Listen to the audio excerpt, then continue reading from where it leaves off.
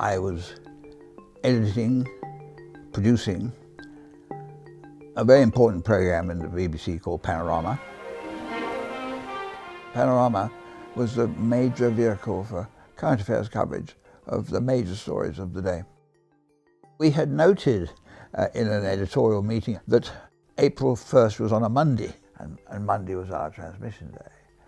A week or so later, Charles de Jager, who was a freelance cameraman, came into the office and they pitched the idea of the spaghetti harvest being an April Fool's joke.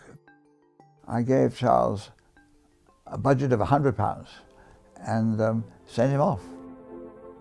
It isn't only in Britain that spring this year has taken everyone by surprise. The past winter, one of the mildest in living memory, has had its effect in other ways as well. Most important of all, it's resulted in an exceptionally heavy spaghetti crop. When the rushes came back, it was obvious that we had a wonderful film in the making and that we should treat it as a newsreel. The anchorman for Panorama was Richard Dimbleby. Richard was the most respected reporter. He'd earned his reputation as a war correspondent.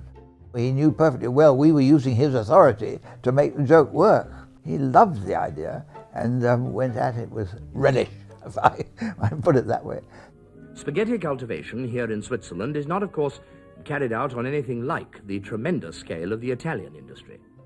David Wheeler, who wrote it, had been clever enough to use the wine harvest as a metaphor. This gave to those who knew what we were up to a coat hanger, as it were, to hang their understanding and enjoyment of the film.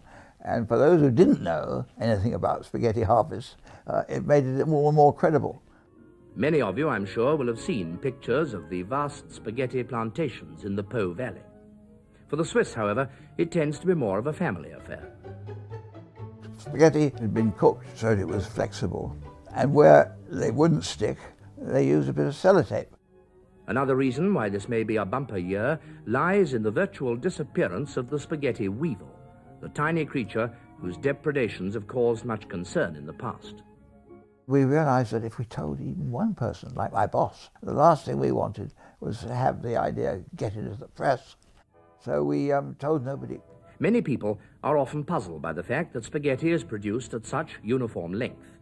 But this is the result of many years of patient endeavor by plant breeders who've succeeded in producing the perfect spaghetti. For those who love this dish, there's nothing like real homegrown spaghetti. At the end of the item, Richard spoke to camera, said, "That's all for Panorama, this April 1st, 1957.